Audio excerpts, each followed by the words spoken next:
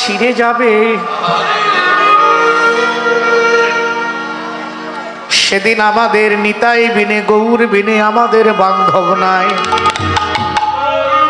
সেদিন এই শ্মশানে আনবে আমার এই অহংকার, আমার সমস্ত দম্ভ দাম্ভিকতা ওই চিতায় পুড়ে ভস্ম হয়ে শেষ হয়ে যাবে।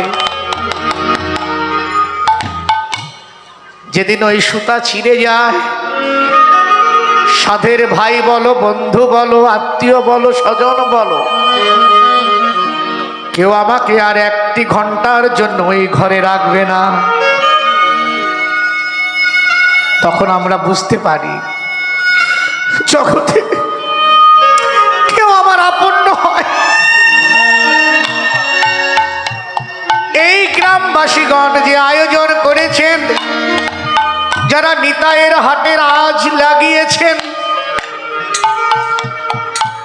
যারা এই নিতাইয়ের হাট লাগিয়েছেন, জীবনে যারা কিছু করে নাই,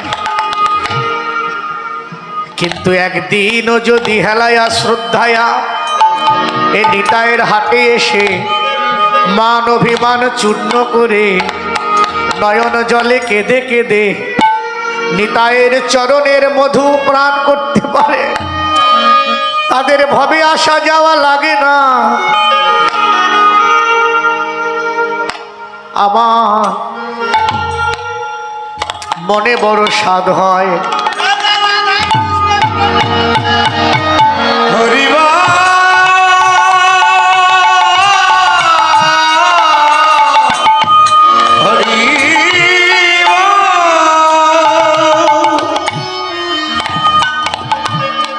আজ যারা নিতাইয়ের হাট লেগেছে,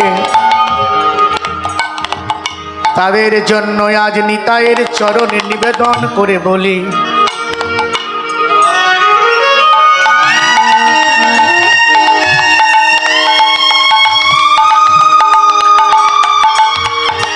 শুনে রাখুন বাবা, অনেকে গয়া কাশী যায় না, বৃন্দাবন যায় না, তীর্থ ভ্রমণে যায় না, কোটি তীর্থ ভ্রমণ করে যে ফল লাভ হয়, এ হরিনাম সংকীর্তন যজ্ঞের আয়োজন যারা করে, সমস্ত তীর্থের ফল তারা এখানে বসে লাভ করে।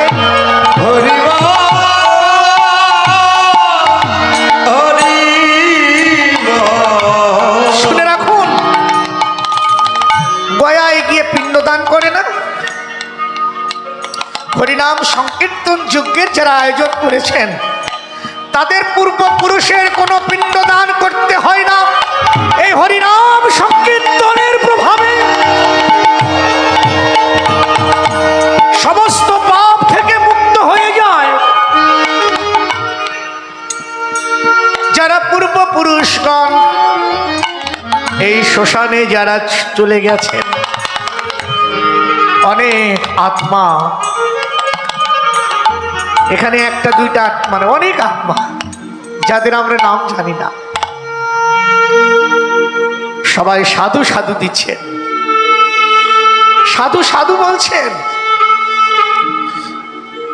যে যেখানে যে অবস্থায় থাক, আজকের এই হরিনাম সংকীর্তনের প্রভাবে ওই সমস্ত আত্মা যদি নরকেও থাকে, সেখান থেকে উদ্ধার হয়ে তারা অবশ্যই গোবিন্দের চরণ লাভ করবে।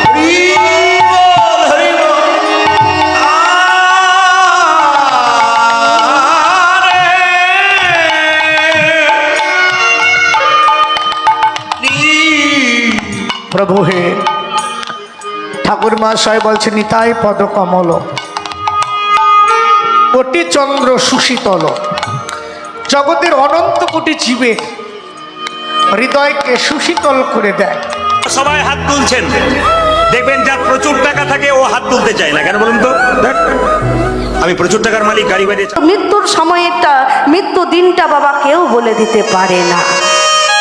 তাই কবে চলে যাব, যাবার আগে যেন বদনে একটু হরি নামটা থাকে বাবা।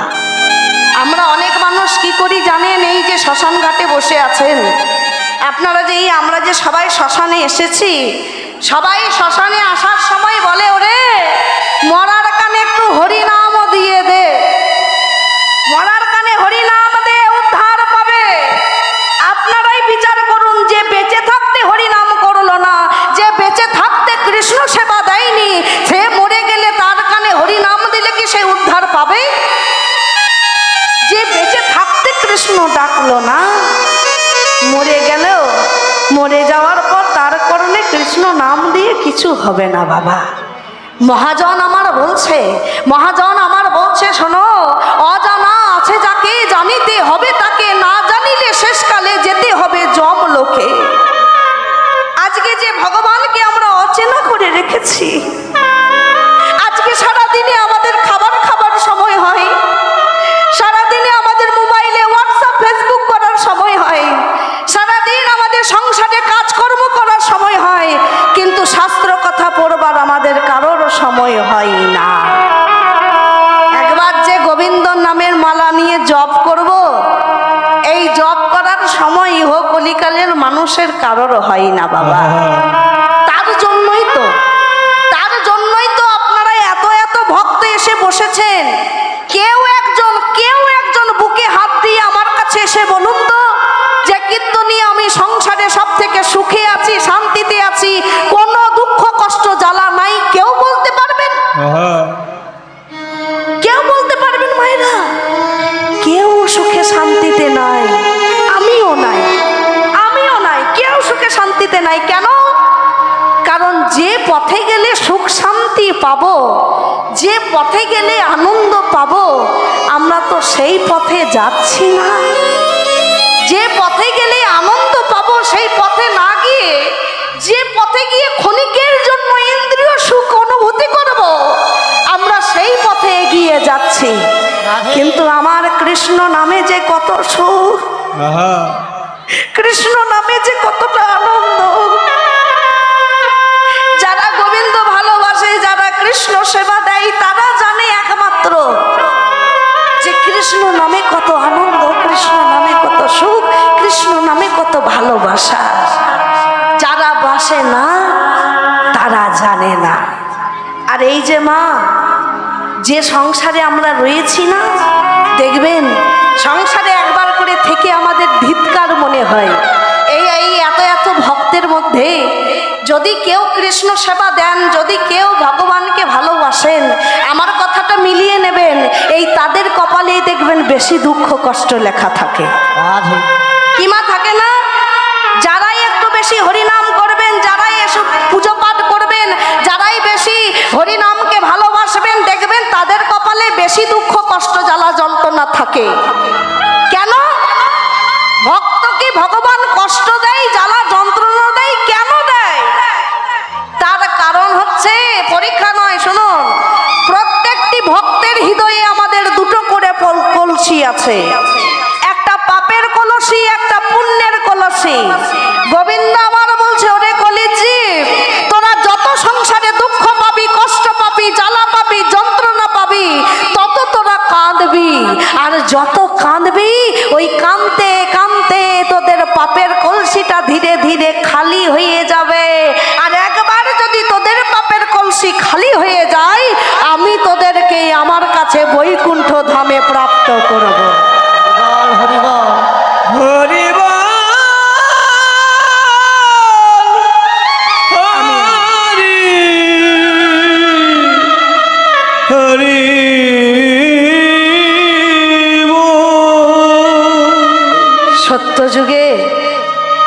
সত্য যুগে ভগবানকে পাওয়ার জন্য ধ্যান করতে হতো, ত্রেতা যুগে ভগবানকে পাওয়ার জন্য যাগ যজ্ঞ করতে হতো, দাপর যুগে ভগবানকে পাওয়ার জন্য নাম অর্চনা বন্দনা করতে হতো। কিন্তু কলিযুগে ভগবান কি বলল যে আমাকে পেতে গেলে তোমরা ধ্যান করো? কলিযুগে ভগবান বলেছে আমাকে পেতে গেলে তোমরা যজ্ঞ করো? কলিযুগে ভগবান বলেছে আমাকে পেতে গেলে তোমরা নাম বন্দনা করো? না, কোনো কিছু করা লাগবে না। কলিকালে যখন জন্ম নিয়েছ, একটা কাজ করলেই আমায় পাবে। সেটা কি? ভজ শ্রীকৃষ্ণ, কহ শ্রীকৃষ্ণ, লহ শ্রীকৃষ্ণের নাম রে, যে জন শ্রীকৃষ্ণ ভজে, যে কলিযুগে কৃষ্ণ সেবা দেবে, কলিযুগে জন্ম নিয়ে যেজন কৃষ্ণ নামকে ভালোবাসবে, একমাত্র সে হয় আমার প্রাণ রে।